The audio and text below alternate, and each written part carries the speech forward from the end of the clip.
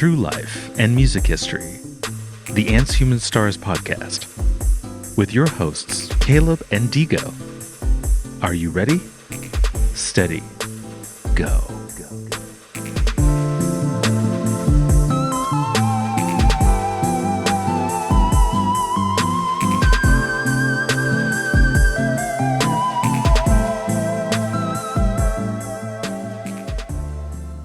Hey guys, it's our music history episode. Caleb, take it away. All right. Okay. Anyone remember the movie Flashdance? I'm sure plenty of you do. I don't, because I was not alive. This was 1983. Wait, what year did you come into the world? 84. 84. Okay. So you were a little late too. Well, it was a huge movie when it came out. Even though, people were not expecting it to be that big. So, a couple of months ago, just randomly, the main theme song to that movie, "She's a Maniac," popped in my head, and I was like, I'm gonna go listen to this, and I was blown away by how good it is.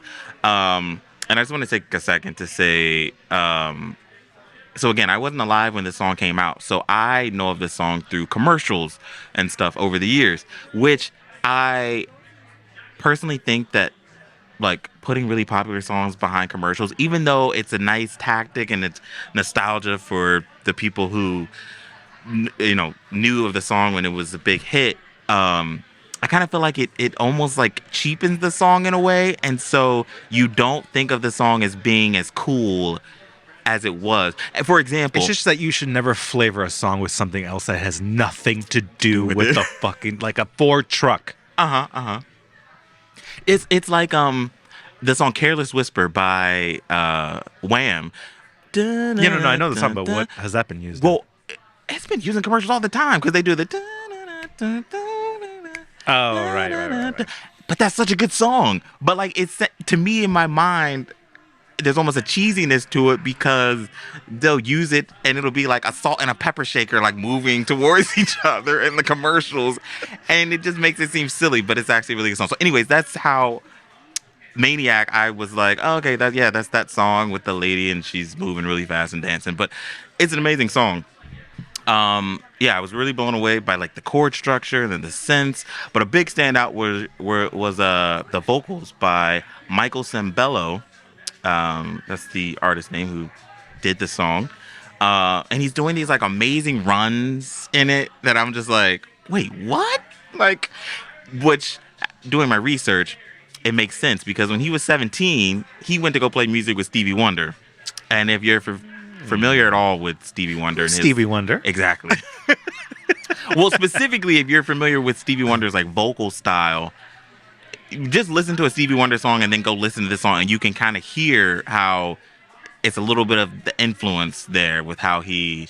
And did you cover Halloween? I know that's something. I did. Superstition. Yes. I can't. It will always be. Yes, we did have an episode where we covered Superstition by Stevie Wonder. Go check that out. But after you listen to this, okay. So, let's just jump into the creation of the song. So Dennis Matkosky. I did not practice. Matkosky. Matkosky. Is that what it is? This person about it. I did not practice the pronunciation of these names beforehand. So Dennis, no disrespect, man. You're awesome. So, Dennis Matkosky or Matkosky something. He's a friend of Michael's, and they were songwriting partners. He was watching the news one night, and they were reporting on a serial killer. And he jokingly thought to himself, quote, "With my luck, this guy lives right next door to me."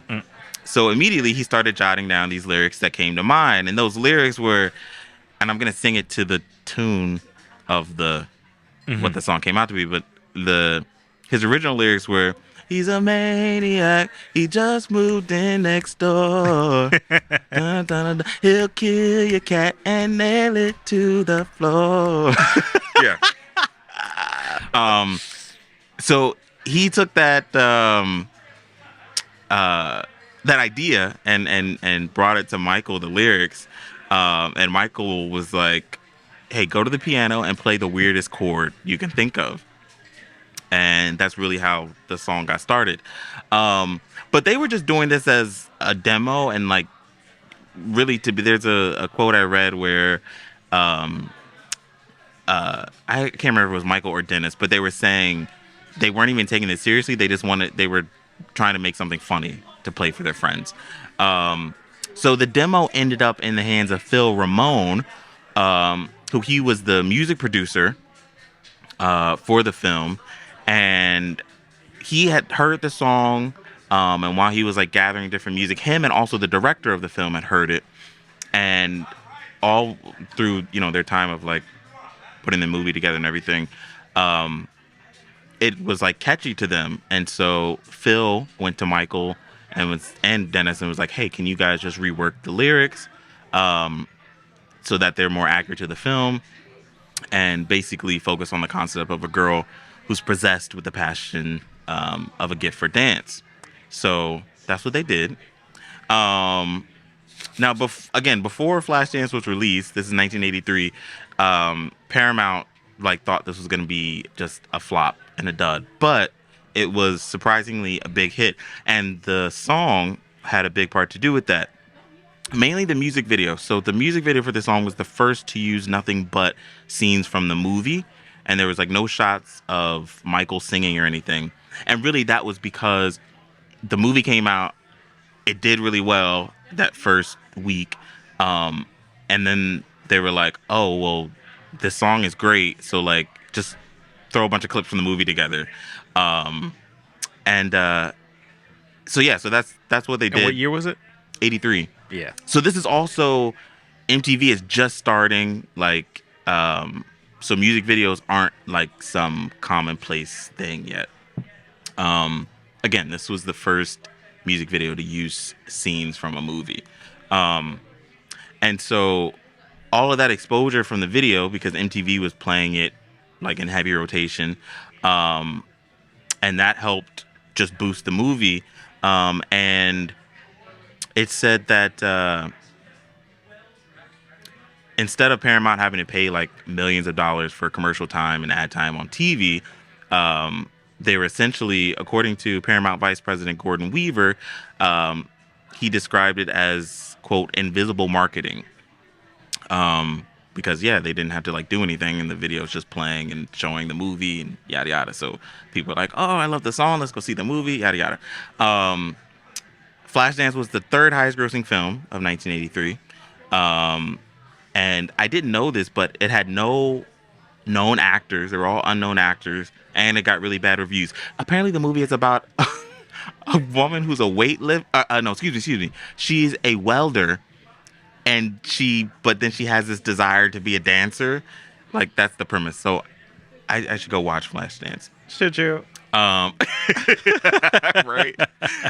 Look, there's somebody listening like, I love that movie. So yeah, but that was all in that era. I'm looking at IMDb, all that era of Dirty Dancing, Fame, Footloose, Staying Alive, exactly, all these movies. Exactly. And Staying Alive came out in 83 as well. So I wonder if you said it's number 3. This was number 3. So I wonder if it was Highest beat by grossing Staying movie. Alive, which Maybe. was arguably, I guess, more famous. And I don't know if it's a should better look up- movie, to be honest. I can't Have say. you seen that? I went to see the re-release with my friends in theaters. Oh, dang. And remembering being like, I am wasting my time here. No offense to anybody who likes Staying Ladies and gentlemen, the number one film of 1983 was Star Wars Episode 6. Oh, well, I mean, Return of the Jedi. I was thinking of dancing movies, but like, I got you. yeah, no. I didn't know that, and then Tootsie was number 2, and then number 3 was Flashdance. Staying Alive was number 7. Beat by Octopussy, which came in at number 6. Octopussy. Yes. And rounding out that top 10 was National Lampoon's Vacation. Anyways. But that this ushered in a wave of having music videos that were attached to a movie. Well, for the songs that were attached to a movie. This is when people started to include clips of the movie in the music video, which is interesting little tidbit. So, Maniac spent 22 weeks on the Billboard Hot 100, and it spent 2 weeks at number one. I want to say it was, I didn't write down the exact date, but it was like September, early September, when it hit number one, and it was there for 2 weeks. And it reached number one and then the top 10 in a bunch of other countries: Canada, Australia, Germany, Switzerland, just to name a few. The song was nominated at the Grammy Awards, and I'm assuming this is the 84, excuse me, Grammy Awards. It was nominated for Record of the Year, Song of the Year, Best Male Pop Vocal Performance. And also the soundtrack was nominated and won the Grammy Award for Best Album of Original Score written for a motion picture or television special. Hey. Okay. Sure, I could take care of it. I'll Venmo you. Yeah, guys, we're back at Glory Days. We are. And I gotta pay this bill. Thank you.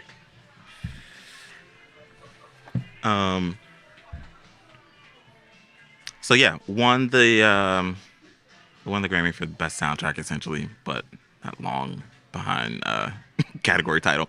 In 1983, Michael is quoted as saying, "It's a funny irony that it caught on so, especially since I don't dance and have never ever been to a disco." He later expressed his pride in having a number one record after working in the business for so many years, cautioning, quote, "But hey, let it die. Maniac was just a song, and now I'm on to the next, and I don't want to rip off the record-buying public by doing a carbon copy of Maniac just to make some money." I really applaud him for that. Because most people would just be like, "Hey, let's just..." He should have, because I don't really know him other than this song. And True. that is telling. Well. Thank you.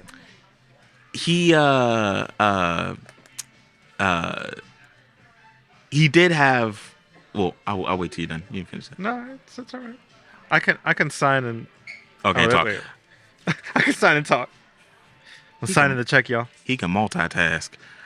But no, I respect him for that, because that also shows that he's a true musician doing it for the love of the music.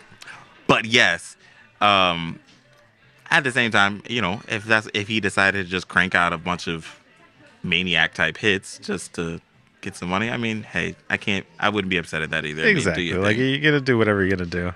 But he chose to continue working with Phil Ramone on his debut album, Bossa Nova Hotel, and that included Maniac, and gave him 2 more U.S. chart hits, the number 34 Hot 100 song Automatic Man and Talk, which reached number 25 on the adult contemporary charts.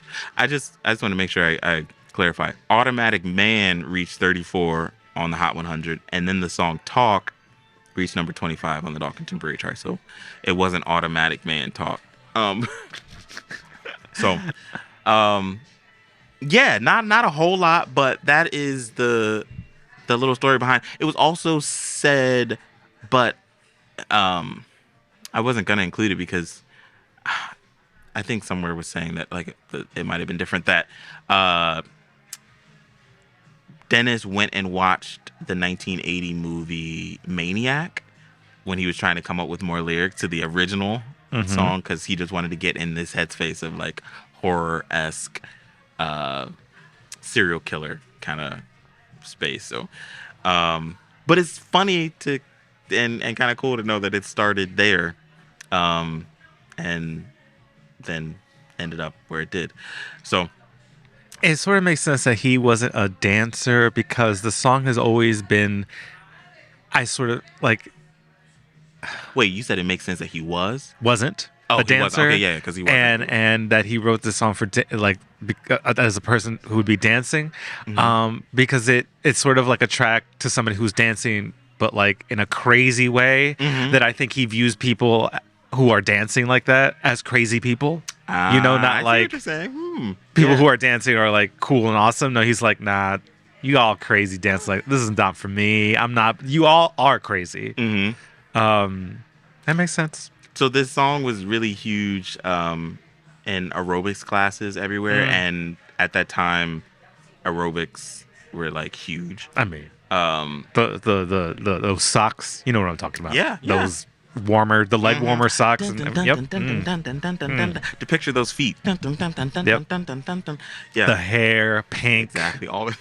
Think of Jane Fonda. Yep, Jane Fonda. Or also the original mom from Fresh Prince. I'm thinking of her. She had that iconic dance scene. You don't remember that? If you saw a clip of it, you'd be like, "Oh, okay." I think about dancing and the mom and the Fresh Prince, I just think about the dad. Every once in a while, he would bust a move and dance, and I was just like, "That's the way." Uncle Phil, Phil dancing. Oh my god, it's hilarious. The original Aunt Viv has an iconic dance scene in one of the episodes, but wait, thinking of the not 80s. when she's pregnant, but that's a later Aunt Viv. No, not yet. No. The original Aunt Viv was pregnant. Oh, right. Original Aunt Viv is the of course. No, of course. That's right. It pains me to think of Will Smith. I can't think of him. He hurts me. Maniac. She's a maniac. Yeah, so that's it. But definitely, if you have not listened to that song in a while, I encourage you to just go listen to it. Like it's yeah, they did such a good job. Also, I watched a really cool clip on YouTube of him. It was from actually I think it was from let me see. It was from 2012. Michael Sembello is talking, and he's playing the song on guitar. And actually, the chords, you wouldn't think of it because Maniac is such a pop song, but a lot of the chords are actually very jazzy type chords. I wish I could just like play it for you guys, but it's really, really good. Yeah, just from a musical standpoint. So I really enjoyed it, and so go put on some workout gear, put on that song, and get moving. When I used to go to the 80s club all the time in Richmond, I definitely danced to this song. I would go if you tonight were like, "Hey, I know an 80s club," I'd be like, "We're going." I would absolutely love to go to an 80s so club. Much. You don't know. Sometimes I'm like just staring off into space, thinking about that club. It's like people when they ever talk about like New York in the 80s, probably the same feeling of these clubs that once were and no longer, and they're in their memories. And that's me with this one club in Richmond, 80s night, Thursday night, every night. I mean, every week. I would have loved that. Absolutely loved it. I was actually just talking to at work today, talking to a patient, and gay friendly. Oh, of course. Yeah, of course. It's Richmond, and it's 80s. And it's 80s, yeah. I always say how I feel like I was born a decade late because I absolutely love 80s music and I love 80s movies and the fashion, all that. Yeah, but that's that.